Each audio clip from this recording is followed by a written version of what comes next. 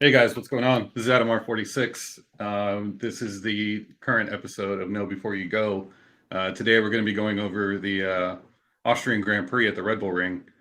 I've never been. This is going to be my first year, but this is one of my bucket list races that I've always wanted to go to. And I've done a lot of research and a lot of digging. And with us today, I've got Andrew with F1 Destinations, and then got Greg with FanAmp. And Hey, Andrew, you've been before, right? I've been twice. Yeah, Twice. 2015 for the Austrian Grand Prix, and then 2021 for the Styrian Grand Prix, which was the second race held at the track in 2021. Well, the first of two. It was the later announced race. Let's say it was interesting because it was one of the last real COVID races, in that the Styrian Grand Prix was one weekend. I think there was 15,000 fans on race weekend. And the following weekend was the Austrian Grand Prix, and they had like 75,000 fans on race day. So Went from like minimal attendance to almost full attendance. yeah, but it was actually really enjoyable to go, not have to line up for anything. I managed to book like a mobile home within walking distance of the track. Drove with a friend from home. So yeah, it was a good fun weekend. That's awesome. And Greg, how are things going with FanAmp? How's Imola? Wow. I You should ask Andrew. We were both just there. We're trapped for 4 days. No, it was great. I landed Wednesday morning. Sat down in the train station in Milan, ready to go down to Bologna, and got the notification that the race was canceled.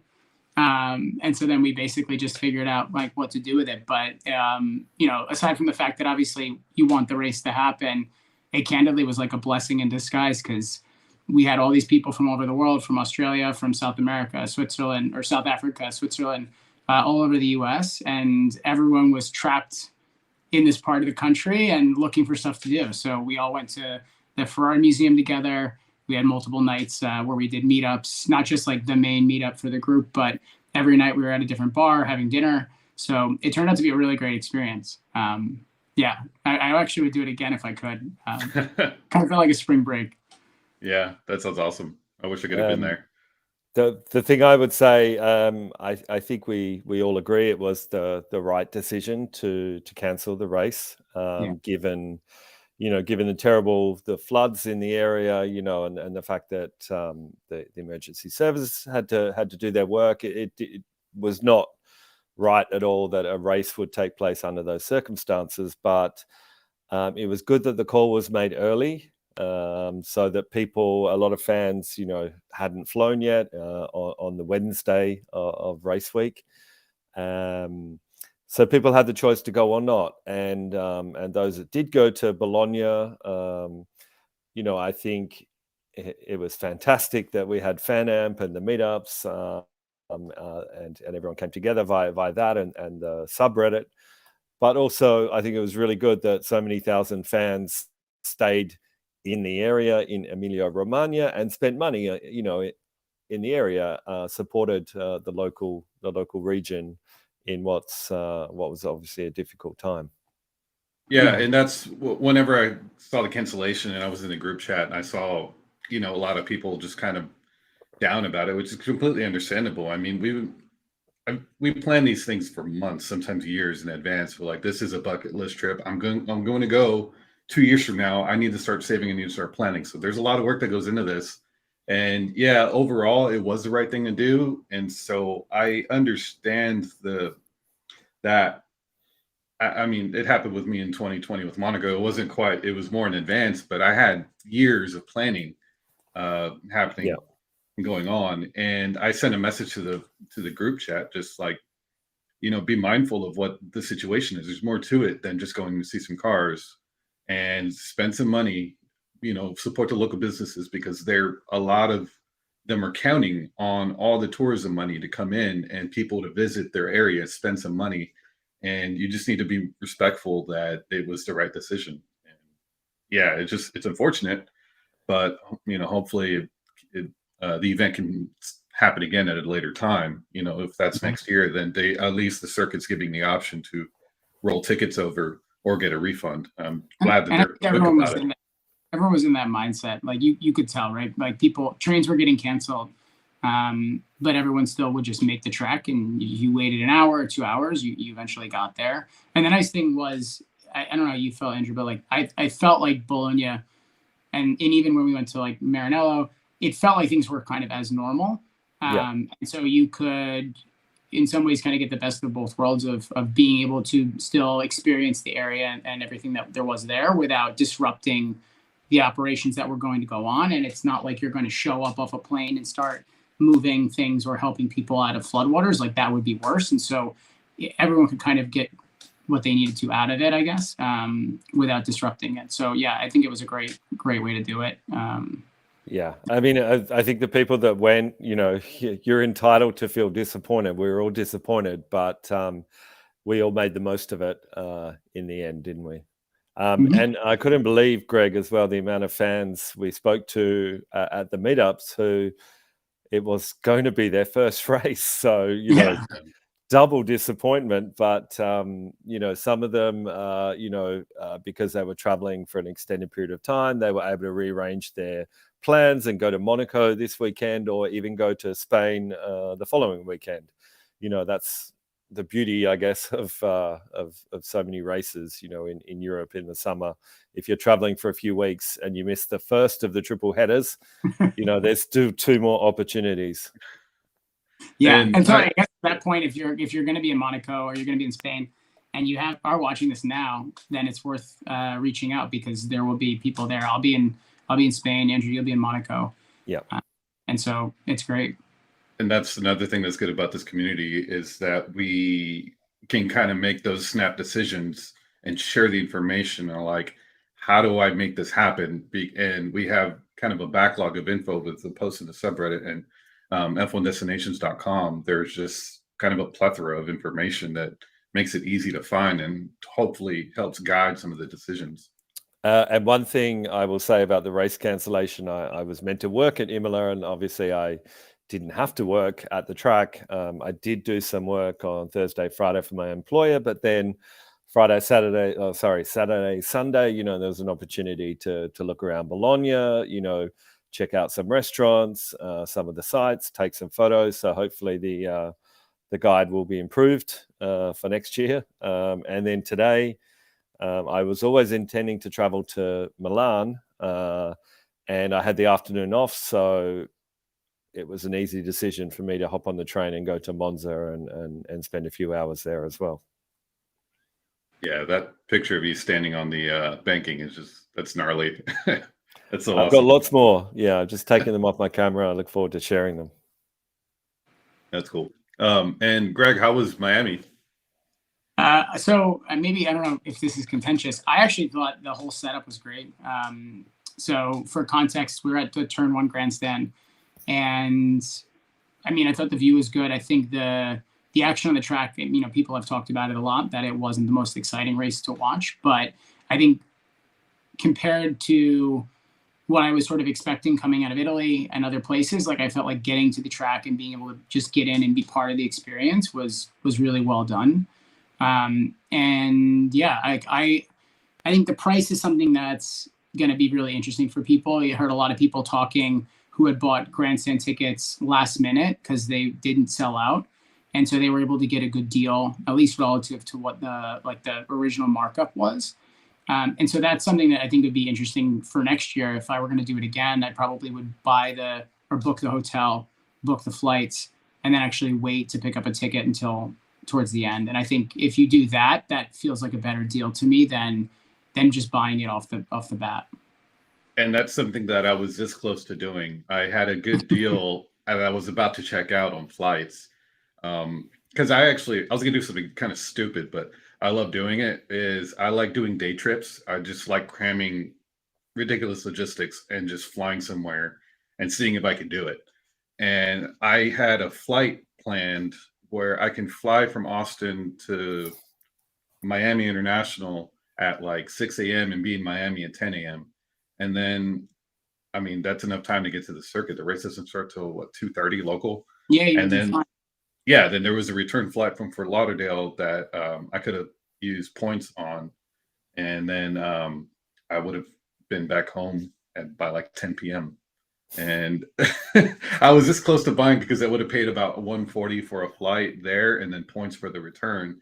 That's I have not to bad. book a hotel, but the only thing that was keeping me from doing that was the prices of race tickets. They weren't budging, and when I had to commit to the flight, it was thinking like February when I was seeing that deal, and the next day after the race is when I was leaving to France, so I was kind of hesitant on it, and yeah, it all just didn't really work out, but I was very close to doing it, and things like that are definitely possible when there's a flight or I got points and things like that.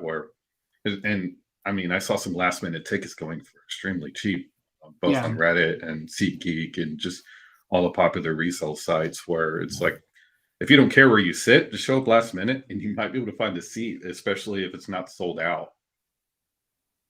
Yeah. And I think if you end up in a grandstand, right, like it's not going to be a bad experience. It's Yeah. right. And the whole atmosphere in Miami, I think, was really interesting because there was so much going on. There were a lot of people who were jumping around to multiple different parties and seeing drivers or team principals come out, like the Hard Rock Hotel, like the Big Guitar had Red Bull do an appearance with Christian Horner and Daniel Ricciardo, but the tickets were $100 for an open bar all night and a pool party. Like that's actually pretty reasonable, especially considering Miami.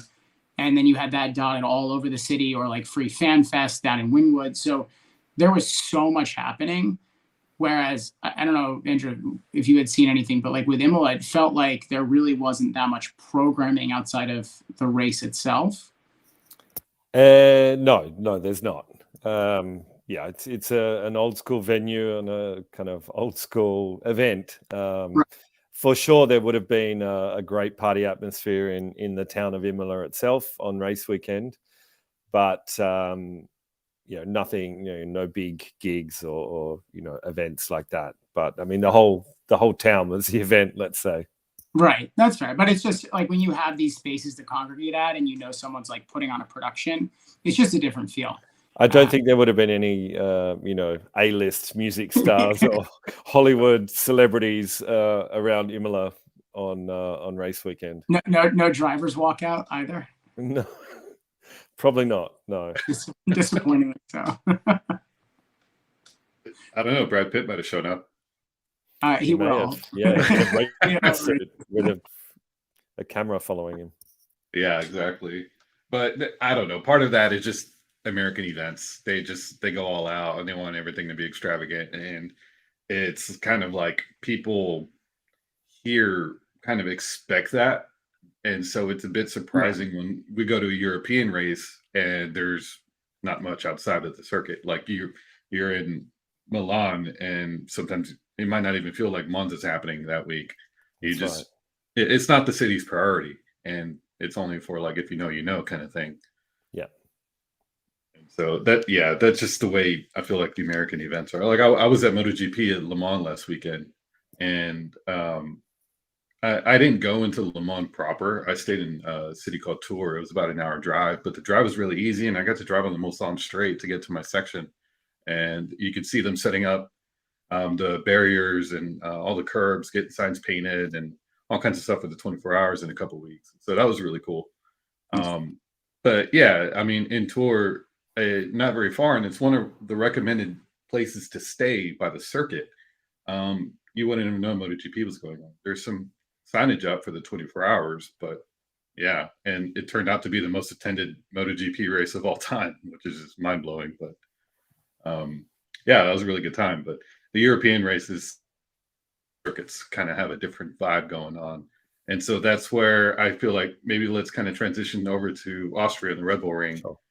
And that's, like I said, it's one of my bucket list races. I've always wanted to go. I mean, it's just iconic from the helicopter view, seeing the mountains and the circuit.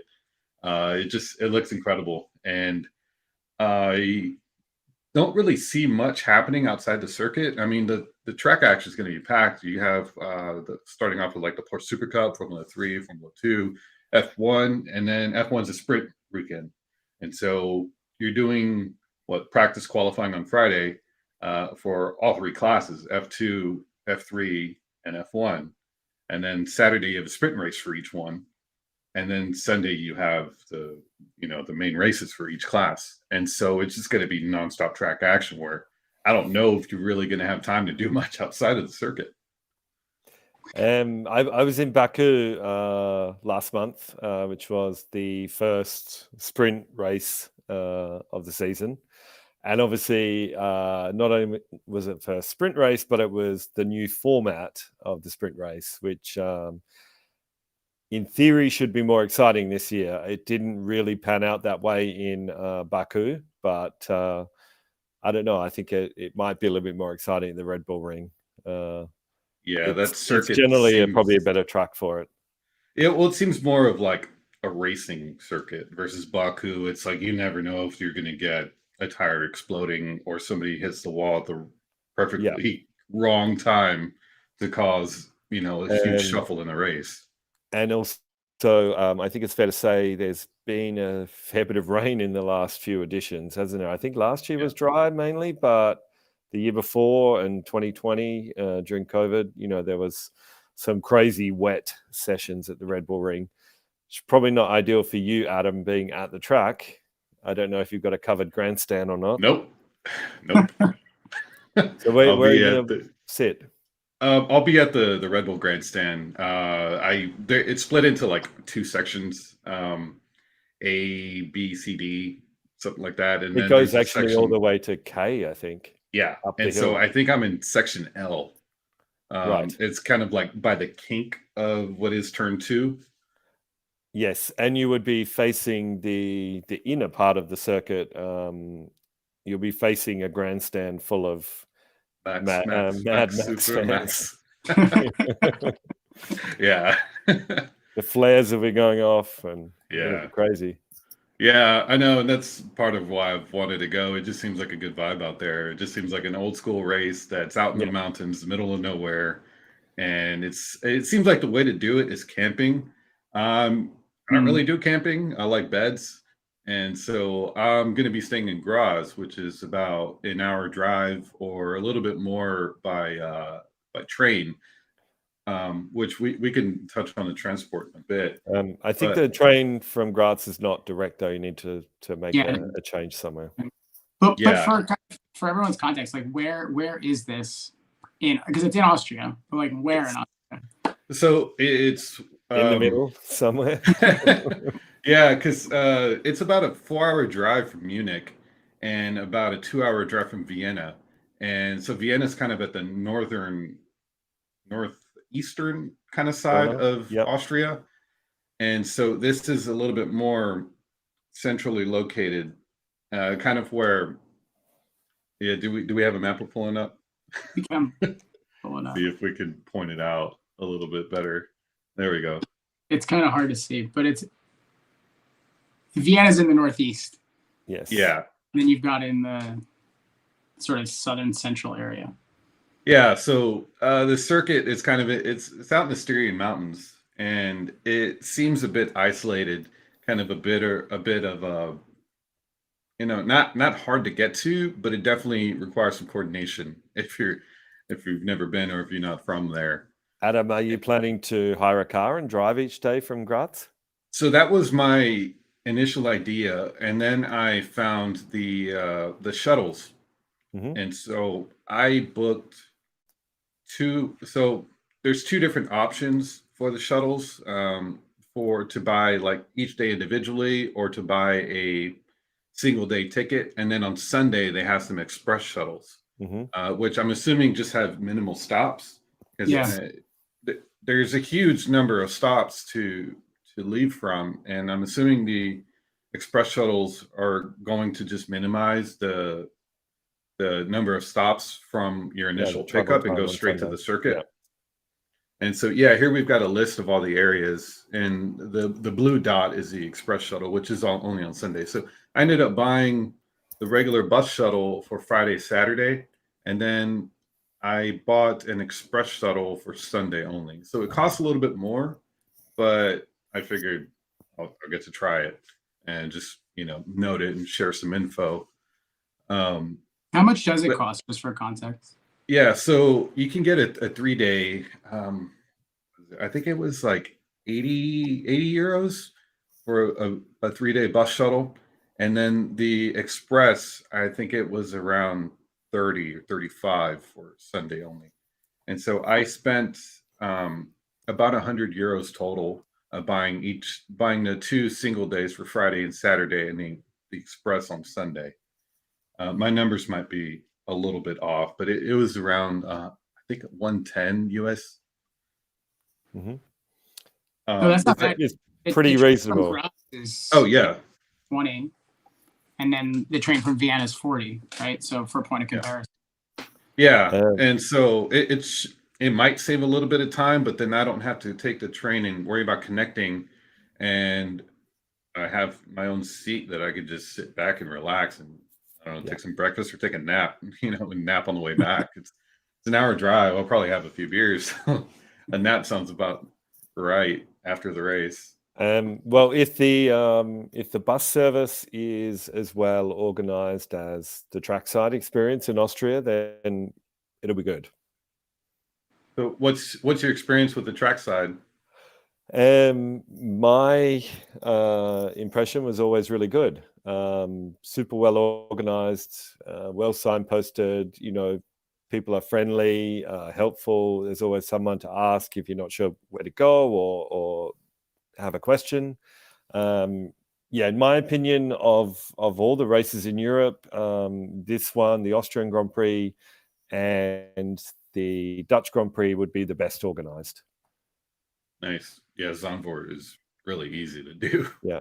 There's no longer a German Grand Prix, so people think that Germans are organized and efficient, but they speak German in Austria. So, Yeah. So how did you get to the circuit when you went? and the first time I went, I stayed with a friend in Graz, and we hired a car. We actually flew into Vienna and then drove to Graz, and then each day to the track. But this is back in 2015, and I don't know what the attendance was back then. The race only came back in 2014, but there was a lot less fans at the track. Driving, I think, is still an option, despite the fact that they have well over 100,000 on race day. And there's a couple of points to note if you are considering driving, and that is, firstly, trackside parking is free, most of it. There you can, if you really want to be close to the main grandstand, you can pay for parking, but most of the lots are free, and it's just according to when you arrive and which direction you arrive from. The other point about driving to the track is, if you look at a map or Google Maps, there's a rather large motorway right next to the circuit. So access, okay, at peak times, it will get a bit busy around the circuit, but generally you're driving on the motorway all the way, and then you're only turning off, say, half a mile or a kilometer from the circuit, and so the access is pretty good to the track. Yeah, that sounds really easy. And I think whenever I was initially planning a trip, I read your travel guide, and it showed a lot of those details. And so my initial plan was I'll just rent a car and drive, and it just depends where I could find a cheap flight. And so I thought about flying into Munich and driving. Just should be a nice drive. But then I started searching for flights, and I was like, man, it's expensive to fly to Europe in the summer.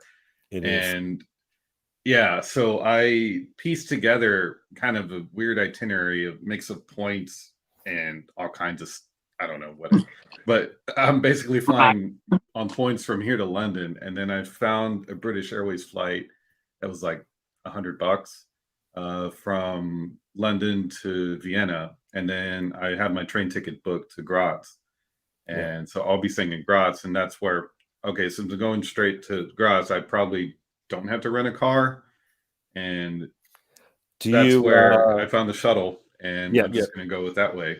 Yeah. Do you plan to see anything else, or spend any more time in Austria before or after the race weekend? Probably not, because it's going to be a quick trip for me. I leave here, I think, on Wednesday, and I get there Thursday, and then I'm heading to Vienna the Monday after the race to spend a day, and then I fly back Tuesday, which is a holiday, and so I'm using that as my like extra day of paid time off of work, and so Okay. it's kind of a free travel day for me. I'm disappointed to hear you're not going to visit the home of Arnold Schwarzenegger. Well, that's probably happening Thursday if I can make it. Okay, there you I'm go. totally down for Just that. outside Graz, there's a museum apparently. Yeah, I saw that, and yeah, I'm hoping to do that actually. That or maybe Monday before I head to Vienna. Sounds And good. Let's skip the race and go. You know, it won't be crowded, so you can do an extra yeah, time. well, yeah, I was looking at the schedule, and depending on what time the shuttle leaves, I mean, qualifying is until like 5 p.m. on Saturday, or sprint race. I don't. The format is kind of throwing me for a loop. But I was looking at the schedule the other day, and it looks like some of the stuff doesn't start till later in the day. Yeah, that's true. Friday, Friday qualifying, Saturday sprint race. It is, yeah, it's quite late, 5, 6 p.m. So probably by Yeah. the time you get back to Graz, it will be maybe just enough time for a few beers and a schnitzel. Yeah, and that's another thing I'm looking forward to is the schnitzel. I have to say, like, I had, really, the last time I went to the track in 2021. Obviously, I didn't camp, but I stayed quite close to the track, so I got to see a bit more of, walk through the campgrounds, had a breakfast in the campground, went to a local restaurant in, I guess it's Knittelfeld. I'm not sure if that's the pronunciation, but I the was gonna town say nearby. Knittelfeld. Knittelfeld, I'm not sure. Sorry. None of us. Apologies, Austrians. No. It's essentially like a farming area. If you walk, a mile or two away from the track, you're walking past active dairy farms and things like that, and super friendly people. Everyone seemed to speak English and was very friendly and welcoming to F1 fans. And yeah, just a nice part of the world. Yeah, so the other options, sorry, Greg, the other options to get to the circuit, I guess, would be train, which is going to be the most common. And you can take the train from Graz or Vienna, and to Knittelfeld Station, they have the complimentary shuttles for the circuit that takes you straight to the circuit. Yeah. And so that's going to be probably the most approachable way, or probably the most populated way. If you kind of want to explore the circuit after the race and things like that, it'll give you the most flexibility to catch a train back to wherever you're staying if you're not camping or staying locally. Because staying locally to Spielberg is everything seems to be probably booked by teams or locals who. It's I'd say it's probably one of the hardest races on the calendar to find accommodation, let alone reasonably priced accommodation, within a reasonable distance of the circuit. Even 20, 30 kilometers away, is considered close for the Red Bull Ring. Yeah, and that's where I think the biggest or the easiest way to do this is to camp. It is. Yeah. Greg, what were you going to say? No, so I was going to ask just more generally around the atmosphere, but maybe it's worth talking about like the different options. I know we've kind of touched on this a bit with being able to stay in the hotels or whatnot in Graz, but Vienna, like when you considered it, like Andrew, were you in an Airbnb or how did you do it? The last time it was booked on booking.com. That's basically the day the race was announced. It was a late addition to the calendar, so I was able to find something pretty within walking distance of the track. Previously, I'd stayed in a hotel. I do know a little bit about the camping because I've been doing a little bit of work with a Czech company who does camping at the Red Bull Ring and at Spa. And what company is that? Well, they actually have two brands now. One is called Easy Camping, and that's more for young people that want to have fun and probably travel in a group and maybe get a bit rowdy. And then they have something called GP tents, which is more a high-end offer where you can get like a fully a pre-erected tent, with hot showers and meals and everything included.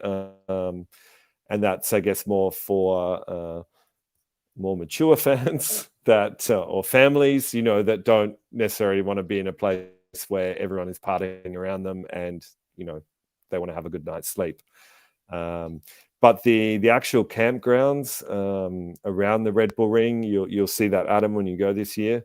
I mean, it's a beautiful place to camp, especially if the weather's good, not too hot, rain. Okay, probably not ideal, but I think if you look at a map of the circuit, if you've got that there, Greg, if you see on the southern side is more, I would say, rowdy camping, like below the first corner and the main grandstand. There's a lot of campsites, but up on the northeast corner in the yellow zone, like just beyond the yellow zone, so up at nearer the top of the circuit, there's more kind of quiet campgrounds, and that's where it's really picturesque up on the hill there. Just beautiful alpine vistas, and yeah, it's a really nice part of the world. Awesome. Yeah, I definitely felt like doing a research on this, that the accessibility of that is such a huge win, especially if the alternative is an hour or 2 hour bus ride, or a train. Like just being able to stay within a 15-minute walk, having the food or a hot shower, all of that for you, like all the creature comforts. It's kind of like that glamping, or you could do obviously just get a lot, pay a couple €100 and reserve the space. But I think it's a nice sort of middle ground, if you will. While you have the map up there as well, if you see in the southwest corner is the F1 fan zone, which is obviously, most fans want to go and have a look at the fan zone. But worth noting, again, coming back to the really good organization, if you're in the fan zone and you want to get back up to general admission, you cannot go in that dark blue. You can't walk up the west side of the track. But I don't know if you guys know, and certainly if you look at the Google map of the circuit, you can actually see the outline of the circuit on the west side, the old circuit, the Österreich Ring, which was part of the F1 calendar until, Adam, 90s, I think, wasn't it? No, I think it was like I think it was 87 or 88, maybe, because there was a couple of really bad start line crashes, and it was getting a bit unsafe. Anyway, the circuit used to extend west, and it was much longer. But basically, from the fan zone, they run a free shuttle bus up to the top, the northwest corner of the circuit, up near Grandstand T3. And it's those little kind of buses that look like trains. I don't know what you call them. Tram? Those kind of novelty ones, that you might do on a city tour somewhere. It was one of those in tour. I'm thinking like a city tour one, like a train, but it's not a train. You know what I mean? Yeah. Anyway, train with tires. Yes, you can take a train with tires from the fan zone, and it goes on the old track. It's still there. And it follows up to the northwest corner of the circuit. So if you're in the green zone, which is general admission, which is fantastic, viewing up there, but you want to check out the fan zone, you've got that free shuttle bus, internal shuttle bus at the circuit. Cool. I didn't know that. Yeah, that's good to know, because I just looked up my ticket. I'm in section N, which is right in the middle of that kind of added section by turn 2. Yeah. So yeah, it seems like I'll be kind of one of the upper rows in there. Mm-hmm. Should be a good spot. Should have a lot of. Yeah, I think it'll have a. You will see a fairly good percentage of the track from there. Yeah.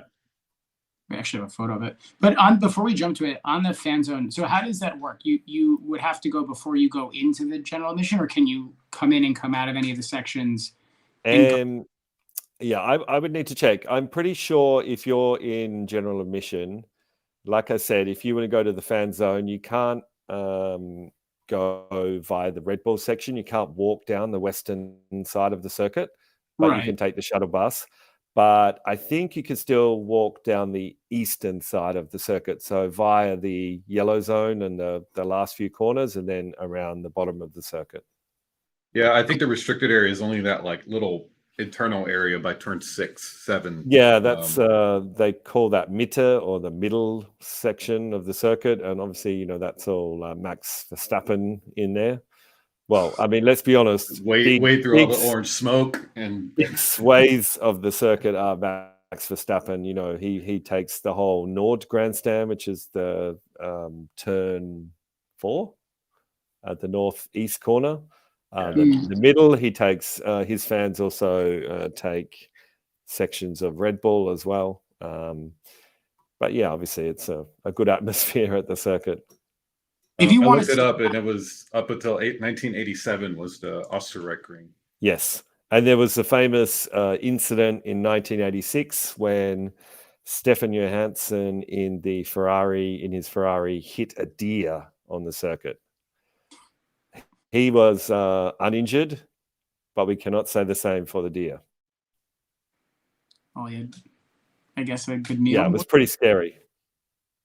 That's awful. Where, speaking of the Max Verstappen, where do you go? So there were some questions in the chat around where can you go for autographs or meeting the drivers? Do you know anything? Yes. So I think we talked in the Know Before You Go about Australia, about the Melbourne Walk quite a lot, which is like a walking path where the drivers enter the track each day, and it's lined with fans either side. Austria, the Red Bull Ring, has something similar, and I think I didn't see it in 2021 when I was there, but I think it's basically if you look at the bottom of the circuit where the dark blue and the yellow intersect, kind of around there or near behind the main grandstand at the first corner end, it's somewhere there, and there's a kind of a roped off area where the drivers enter, and fans can go and wait for the drivers at the start of the day or the end of the day and get a selfie or an autograph. Because it seems like this circuit, the parking lot is actually or the paddock parking is kind of outside the circuit. I believe it is, yes, yeah. And so that gives the chance to meet some drivers or some personalities, because like Coda, for example, here in Austin, the paddock parking is behind the paddock. You need a pass to get to it, so the drivers don't really stop. You see some people waiting at the entrance by the tunnel road, but they don't.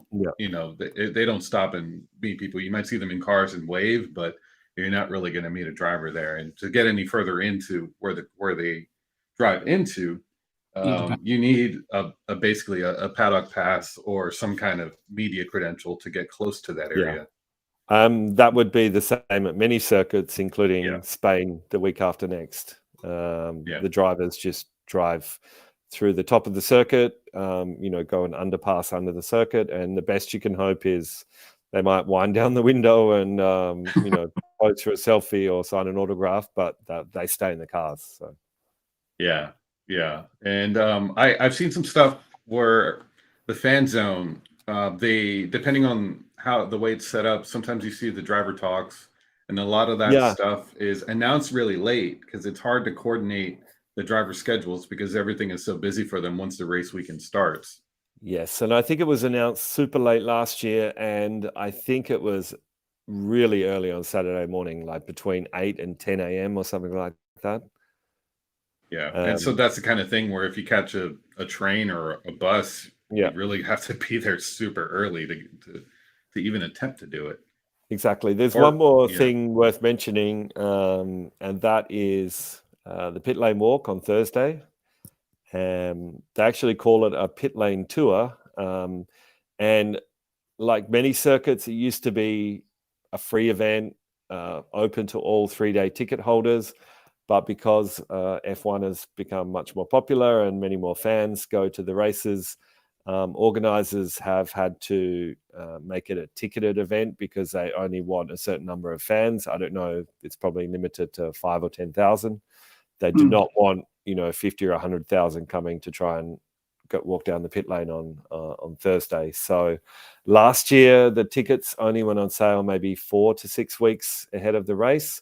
They were cheap. They were only €10, but they were probably sold out in a couple of days. So worth keeping an eye out on social media accounts in the near future for that. Obviously on the Reddit, the subreddit, Grand Prix Travel. Yeah, if I see something, I'm going to post it. Or if the same for anybody. Yeah, if anybody gets the info fast, just post it, share it, just so that get the word out. Because I know there's a lot of people who look forward to it, and it's hard to watch those notifications, especially if you're busy at work or just a time difference with some of that stuff. I think you probably won't have to do it the same day, but as long as you buy your ticket as soon as you see it, you should be fine.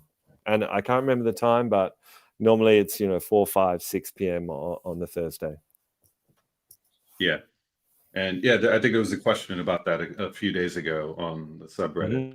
Yeah, we had a couple of people in the chat too that were asking about it. So so I think some of the and oftentimes from my experience with pit walks is that you might see some drivers, but they're not really going to come out of the garage because you're usually doing either some last minute seat fits or some tweaks on the cars, or they're doing some interviews, and you usually see stuff a little further back. Every now and then I've had some drivers come out, but this was back in 2014, 15 when things were a little bit more chill. And I saw like Sky interviewing Daniel Kvyat right in front of me, and nobody, it was just different then. Pre-Drive to Survive. Yeah, pretty much. Before they all became stars. Yeah, and so the vibe is just a little bit different. So don't get your hopes up super high. Keep those expectations a little low that you might see a driver in the flesh, but they're going to be way out there from you. And then the other thing is the fan zone. Sometimes those talks will happen, but you never know. They can get canceled or changed last minute. And so just keep your expectations kind of level and understand that the drivers have a really busy weekend, and it's really difficult to meet these guys and let alone get something autographed or a selfie. I mean, most of the time they're just 100 miles an hour just walking. I mean, you see Lewis on a scooter most of the time just because he doesn't, he doesn't want to be bothered. Yeah, you're in the zone. Absolutely. But there's also so much, like the whole atmosphere of this place, and even just from the photos, like you can jump to some of the seating options, but like the landscape is pretty incredible. Yeah, so the grandstands kind of between around turn 1, I think they have the I can't remember the name of the grandstand, but Southwest. Okay, so it's the German equivalent of Southwest, if you like. Yeah, it's the most elevated seat. Steiermark. Steiermark Grandstand. Yes, that one seems to be the one that sells out the quickest. But it has the highest elevation, and so you can see most of the circuit apparently from that grandstand. Well, I think T3 is probably that's definitely got the elevation. That's what it is. Yeah, T3 is the one. Steiermark is good because it's right literally on the first corner, very close to the track. T3 is set back quite a way. That's the only negative about T3. The views are awesome, but you're a good, 50 meters at least probably from the track. Whereas Steiermark in the southwest corner is, probably 10, 15 meters from the track. Yeah, and seating like that, I mean, the gap is just kind of expected when you're kind of set near a long straight like that, where they need to have the safety in place for a gravel trap thing and the runoff. Because MotoGP races here, and it was a really bad accident. What was it, 2020? Where it was insane. The one you sent me actually. Yeah, and Maverick Vinales and Valentino Rossi were this close to getting hit by a bike flying between them at it was probably around 170 miles an hour, and that was there's scary. Yeah, and so you keep that in mind if you're sitting kind of at the end of a straight, that you're going to be a little further back from the circuit, just because of the safety measures in place on the circuit design and things like that. Mm-hmm. But yeah, and then the general admission at the circuit seems pretty good because the elevation. I mean, circuit like Montreal is flat or Monza is flat. You basically need to be right up against the fence. And here, general admission seems like a great option, and the prices are pretty reasonable, right? Yeah, the Red Bull Ring is one of 3 or 4 circuits in Europe where you can still buy a €100 or $100 3-day general admission pass. Actually, even cheaper at the Red Bull Ring if you buy when the tickets go on sale. They normally have a decent early bird sale period, and I think a lot of people, even for this year's race, would have only paid about €80 for 3 days, which is outstanding value. I think Miami was 600. 500. Coda is 500 this year. 500, 3-day general admission. Isn't Vegas 100 to not even see the track, to just wander somewhere in a mall? Yes, something like, I think Vegas, right? Yes. Well, we don't know how that's going to look, but that's what they've said. It won't have a track view. It'll look good on TV. Good atmosphere. Oh yeah. That's so. What's common at like NFL stadiums, for example, here in America, is they'll have a viewing platform with bars and restaurants and stuff, and you can't really see the field or a pitch.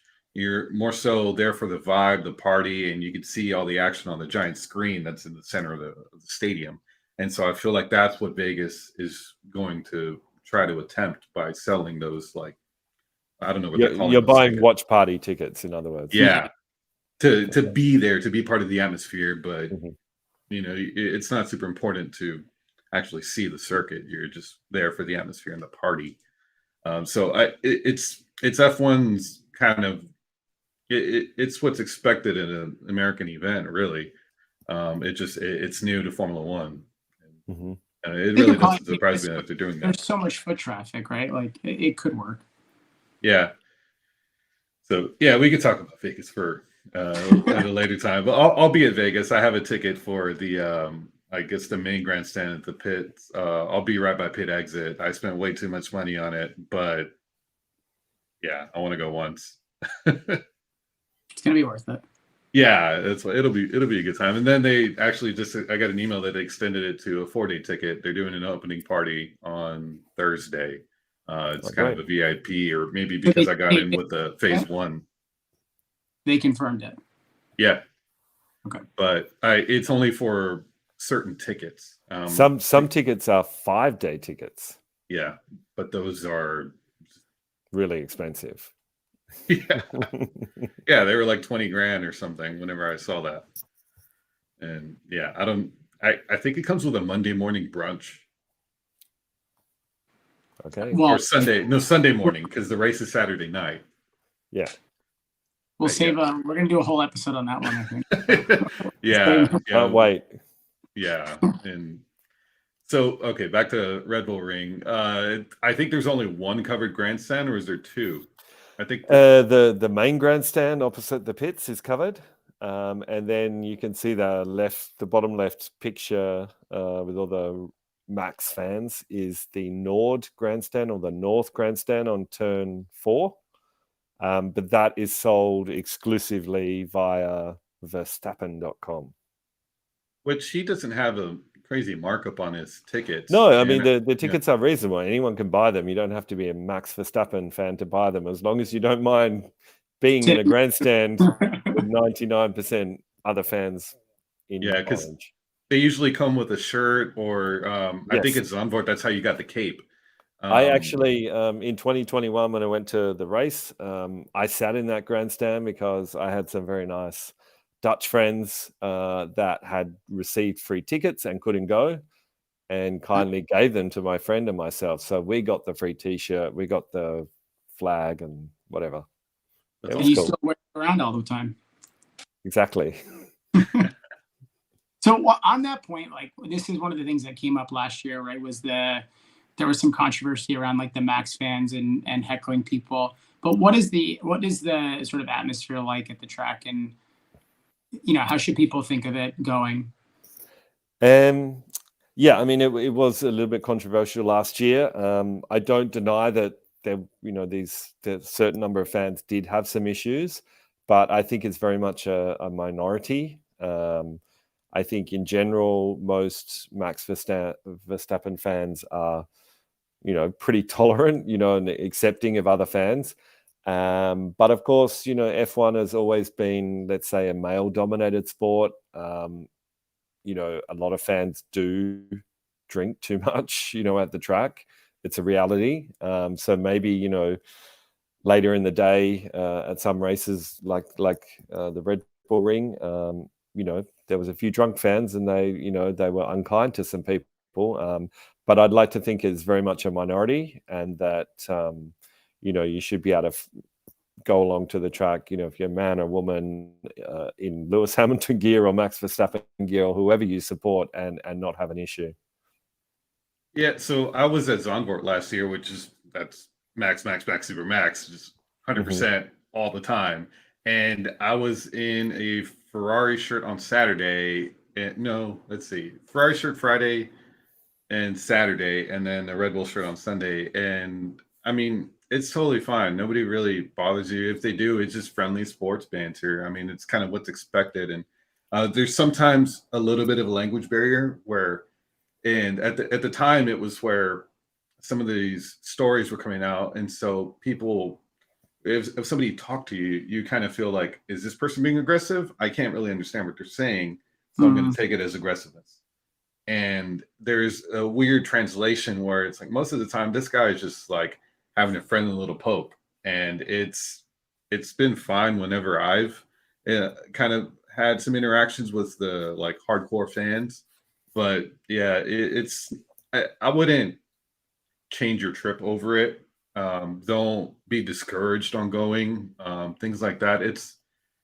It's just some really, I don't know, it's just strong fans, but it's kind of expected. I mean, it's not in a bad way. You just need to go in with an open mind, and most of the people around you are going to be friendly, and they're willing to talk and willing to, kind of go back and forth on a little bit of banter. But at the same time, you don't really have to acknowledge them. And if you ever feel unsafe, it's good to have a friend nearby, or at least know where you are.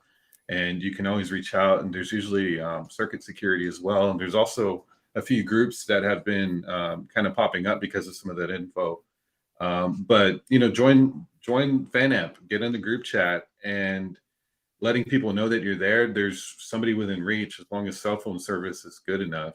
I mean, that's kind of the biggest thing. If you're ever feeling safe, there's a lot of solo travelers in the group that share and post pictures, and I'm over here.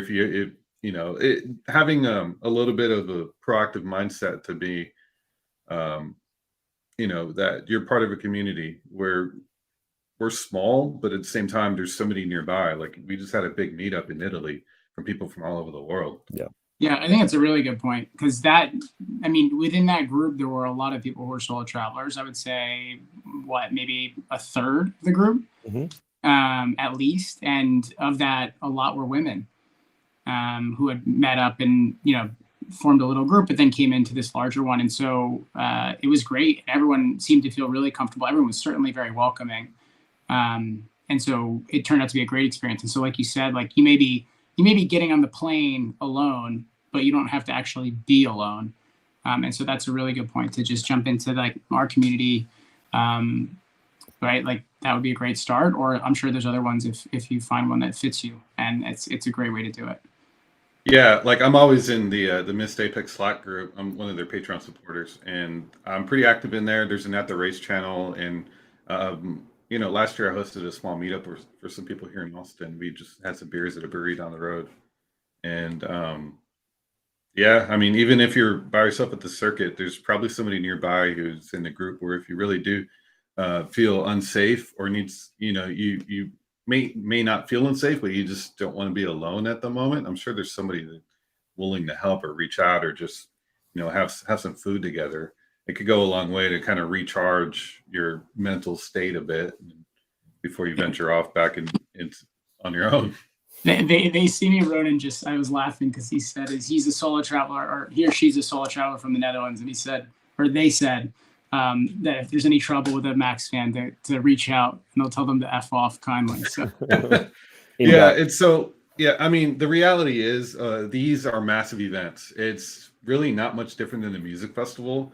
It's a yeah, lot of people from, usually that region, but a lot of travelers from other countries, other continents, and you get this huge mashup of people who want to party and watch some fast cars. And so people do drink, and you just need to go in with the expectations that there's going to be some drunk people, and you just kind of need to keep your wits about and just be aware of your surroundings. If you do drink, don't drink too much. Make sure you eat. Make sure you drink plenty of water, and just kind of keep your shit together. yeah. Is there anything that you would need to bring with you? It doesn't need to be related to the Max fans, like just in general. Are there any like essentials that you'd bring? Like I think of a music festival and you'd always want to bring a backpack with a water pack in it and you can fill it up and all of that. Like, is there anything that you do here, especially given it's a bit more rural? The good thing about this race is they let you bring in food, drinks, and bags. There it seems like most stuff is allowed, and there's only specific things on their website that are prohibited. But that's, I mean, I I feel like a good backpack that's comfortable that you can wear throughout the day, because and you don't want to overload it. But what I like to do, or what I like to carry, is some sunscreen, a battery Mm, backup for your phone with a cable, a wall charger, a quick charger. yeah. Um, An adapter. yeah. Well, I have one that's universal. It's pretty awesome. Um, and Of the course you do. Yeah, yeah, really. I'm a geek. I've got this brick I'm carrying through Europe right now. Yeah. And some I like to freeze some water bottles and put them in either a plastic bag or something, so when it sweats, it doesn't get my whole backpack wet. Um, and then depending on the weather, a rain jacket or a small umbrella, Yeah, like I a mean, small just personal one. the weather can change really quickly. Up in this part of the world, it's quite high altitude. I guess well, it's not super high, but it's well above sea level, and so yeah, keep an eye out. There can be thunderstorms, but it can also be really hot. So yeah, be prepared.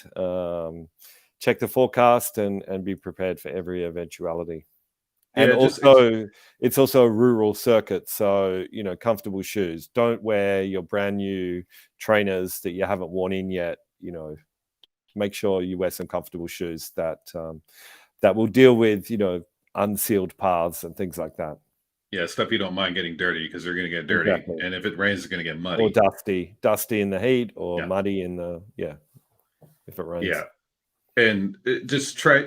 I like to travel with like plastic Ziploc bags, and I usually go to a market whenever I get where I'm going, and I just buy a few little snacks like meat, some cheese, and some fruit. And I kind of, it's not like meal planning, but I feel like that's kind of the familiar term in America, where you just kind of portion out into these little bags, and you just keep them in the refrigerator, so that whenever you head out in the morning, you have your frozen bottle of water, another bottle of water, and whatever other drinks you want. I'll probably be taking some beer because it's allowed, and the snacks. And the frozen water can keep the snacks cold in your bag or plastic bag, inside your backpack. And so the you just want it back comfortable enough, because you're going to walk a lot, and you're going to be going through train or a bus where you don't want to be bumping into people if you're turning around. Yeah. So, be mindful of the size and what you pack, because it gets heavy. It gets heavy quick, and then you get tired walking up hills.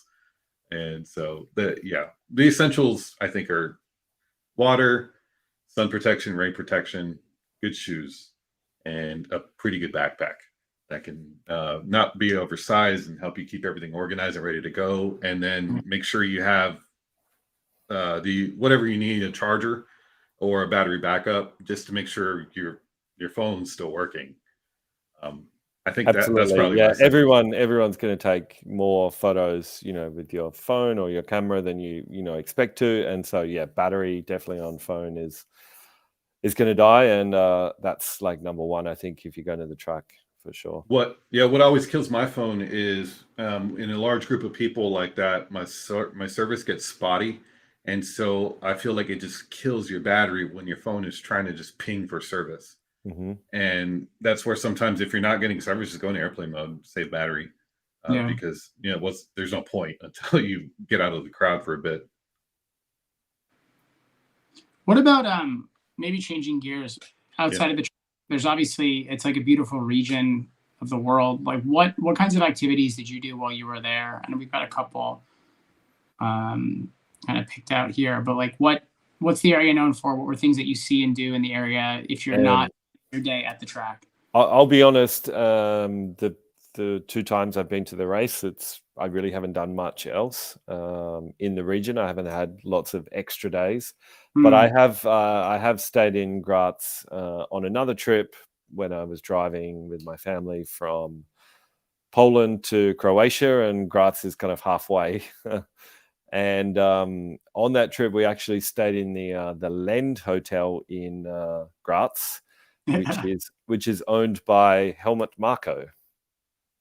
I looked that up to see if it's possible to book, and you basically can't book it during. It's not bookable. I think on race weekend, unless it's probably booked out by a team. But it's a cool hotel if you're in the region, not on race weekend.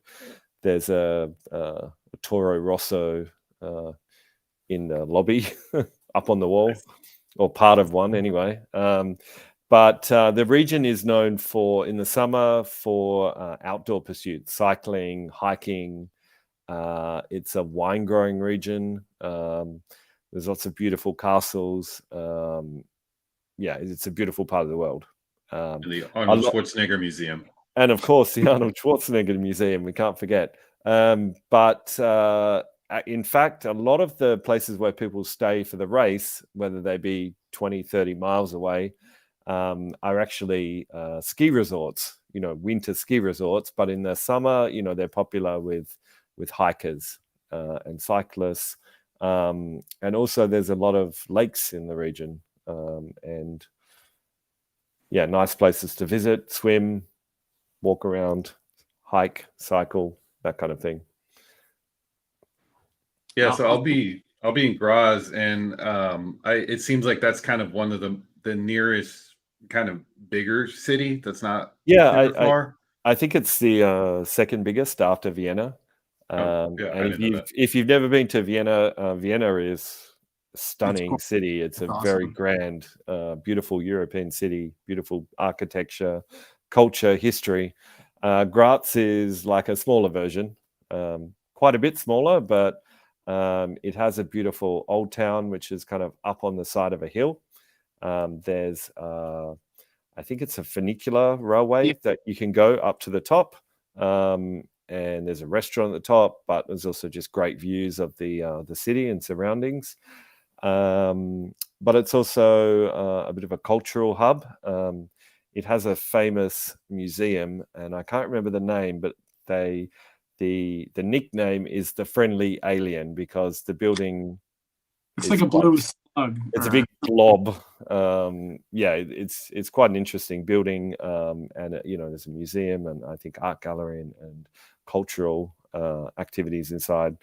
But it's a really nice city. The old town is beautiful. There's lots of pubs where you can go and get traditional food, schnitzels and things like that, and obviously tasty beer as well. That's what I'm looking forward to, the schnitzel and beer. Yes. So that weekend I'm trying to figure something out, but I will be coordinating some type of meetup, and it'll likely be on Saturday night, because depending on how Friday goes, I'll probably be open to something a little bit more spontaneous, but I think the kind of more planned meetup will likely be Saturday night in Graz. And we'll be figuring out a location, but it'll probably be something within the city center. I've got a few places in mind. I just need to reach out and get some some things coordinated to try to pin something down a little bit. But we'll be doing something. And if you're in the group chat, share some info on time windows, what's doable, or where you're staying, and things like that. And let's get something going to make sure that we get a few people that willing to meet up and show up and drink a beer. I think that'd be awesome. Sounds If good. Imola is any indication, I think like being a race like this where you're all far from home, you're in a place that's a bit more remote, and you can actually spend the quality time, will be really good. So Yeah. Anyway. All right. Got anything else we want to add? Any questions we want to go over? I'm trying to think. I think we When's the covered. next session? What race are we covering next? Sorry to put you on the spot. I've been so busy lately. I need to check my calendar, but I believe it's probably Silverstone. That would make sense. It's the week after the Austrian Grand Prix. Yes, it's going to be Silverstone, and we're going to do it on. We all picked the 25th of June, so we'll send an update, but that's when it'll be. Yeah, I think I'm in Canada. I think I fly back the 19th from Montreal. Which Montreal's another one. I'm trying to get the logistics together to sort something out. I have a place in mind. Somebody asked today. There's a post about possibly meeting up in Montreal, and if you guys are willing to meet up, get in that thread and let's get a discussion going. And let's try Got to be somewhere on Crescent Street or nearby, doesn't it? Yeah, that's what I was thinking. I just like when I was there last year, it might be somewhere, or I'm looking for something a little bit more calm and not just straight up club vibe with music blaring. And that's where it might be a little bit easier to coordinate something a little further away, but close to a metro stop. Mm-hmm. And so, yeah, that's just, if you guys have any places to suggest, I mean, I'm open to anything. Just looking for something that where people can actually talk and not just yell at each other's faces over music. Yeah. Showing your age, Adam. Yeah, I forget how old I am sometimes. Yeah, and I guess on that point, if you are in Monaco again coming up, or in Barcelona the week after, there's definitely a group that's going to Monaco, and we will be doing like an official meetup in Barcelona. So stay tuned on the Reddit and in FanAm for that, and definitely come check it out. We'll have food, get some drinks, enjoy the nice beach weather. It'll be good. Hopefully, Monaco was incredible last year. After Italy, don't say that. It's going to be stunning. Yeah, it's Monaco. Go to Larvado Beach and just chill in the water. It's going to be nice. It's Monaco. I mean, they always have good weather. It might rain a little bit, but it'll be gone a couple hours at the most. Yeah, looking forward to it. Yeah. All right, guys. Well, I think we're going to round this out, and we'll see you at the next one. It'll be on the 25th, apparently, of June. So I'll be fresh off of Montreal and hopefully meet some people out there. That's going to be my first race this year. For F1, I've already been to 2 MotoGP races. So yeah, then you'll be to like 5 more. So yeah. What gates are open after this? Yeah. All right, guys. Well, we'll see you on the next one. Bye, everyone. Bye. Bye.